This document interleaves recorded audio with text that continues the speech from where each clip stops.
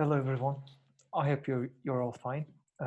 This is a small clip that I prepared for the solution of the third question of the final, which was a very difficult question, if you remember.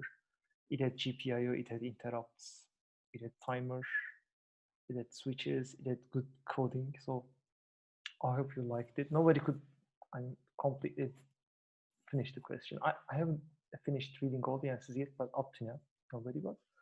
It was not a very difficult question, but it was a difficult question. So let me just share the answer with you. So let's get to it. So this was the question, if you remember. So guys, actually, I mean, for all groups, the question had some details, differences, nuances. And for some it was purple rain, for some it was yellow bus, and for some it was black hole sun. The idea was very simple. When you start this code, when you start this subroutine that you prepare, the main code will call this, and it will be inside the infinite loop. You were not supposed to write this part of the question. I've written all of the answer. And what it does was, for black hole sun, it will give white color. So all the LEDs will be on. But the brightness of the white color can be changed by pressing and releasing the switch. Okay, so when you start, if you don't click anything, it will be maximum brightness. Good. Then if you press and release, if you make a click, depending on the time you spend between press and release, the brightness was going to be modified. And if you press 1 second or more, I mean, if you wait 1 second or more for this black hole sun, it's going to be maximum brightness. But if you click less, it will be according to the time that you click. I mean, if you click very, very fast, if you just make a very fast click, it will be darker, okay? Okay, so you're supposed to write the subroutine black hole sun and the necessary interrupt service routine for the switch. And you assume there are no, all the initialization routines were ready and blah, blah. Okay, this is black hole sun, guys. So I have an elapsed time and I've got a constant, this 1 second I've created. This 1 second constant is this, guys, 1 second, because this number makes exactly 1 second in a 16 megahertz time, okay? So I'm going to use it. So whenever I say 1 second, please note that this is the number, this is the value, because it makes a total of 1 second for 16 megahertz clock. I'm going to use it. So what I do is, guys, first I create a pointer to elapsed time. I make R2 the maximum value 1 second and write R2 to elapsed time. Because you remember in the question it says, when the first started the subroutine, create the brightest light. Because brightest light means the elapsed time is maximum. Why? It's you're going to see in the loop. So I start my infinite loop. I'll start my infinite loop here, guys. So this is the infinite loop. It's going to run here. So what I do is I first get the global variable, the elapsed time, to R0. I'm going to use this inside this loop.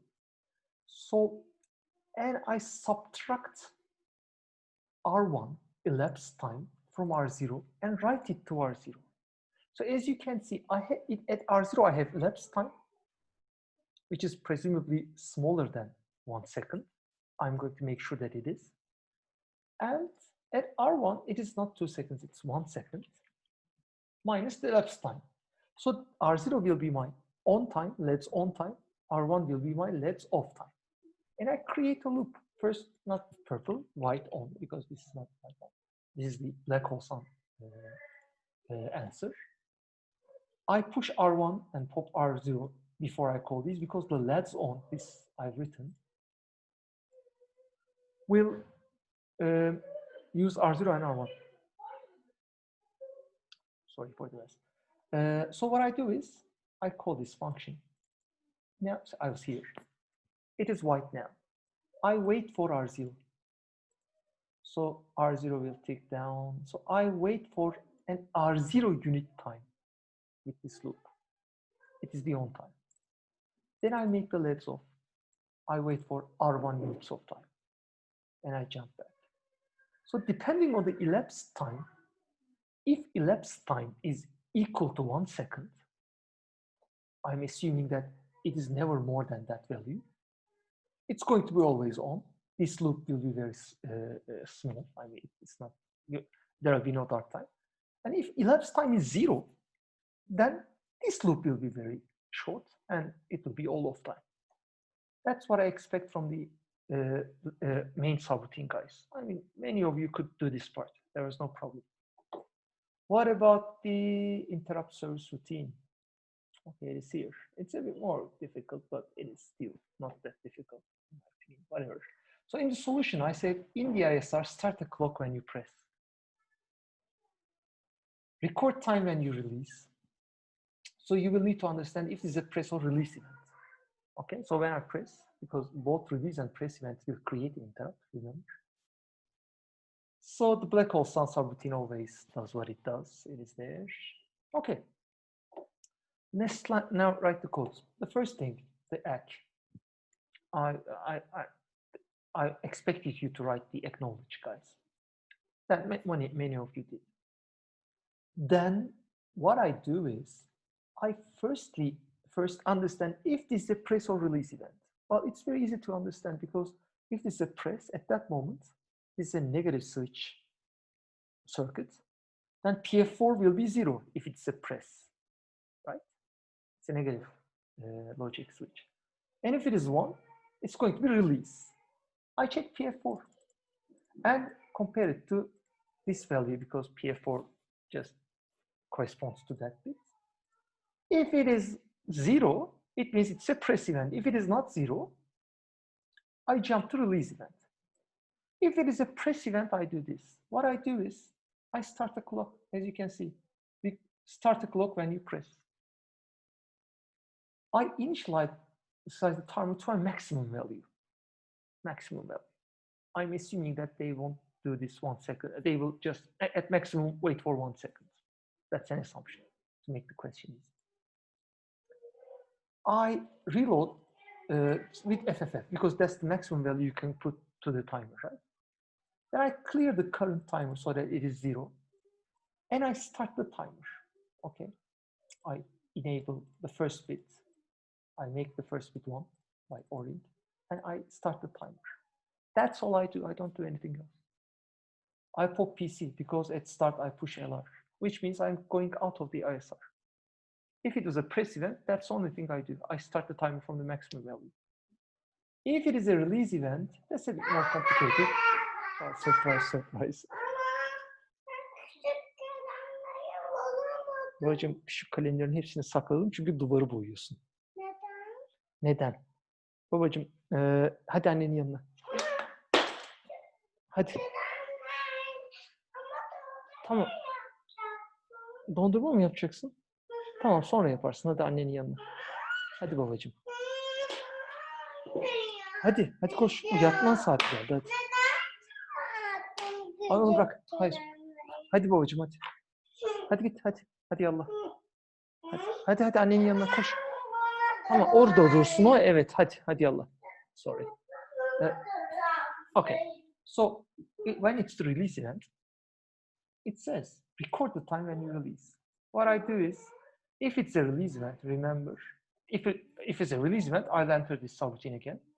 So I acknowledge again, check if it's a release event or not. And I jump to release event, okay? Okay. Değil. Sen götürebilirsin onu. Oyuncak mı? Oyuncak koyacağım, senin olsun. Benim mi? Evet.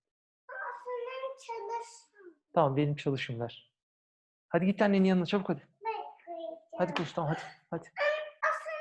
Senin çalışsın orada. Hadi babacığım, hadi yat. Ya. Okay, what we were saying, if it's a release event, when we enter this interrupt service routine again, I jump to here.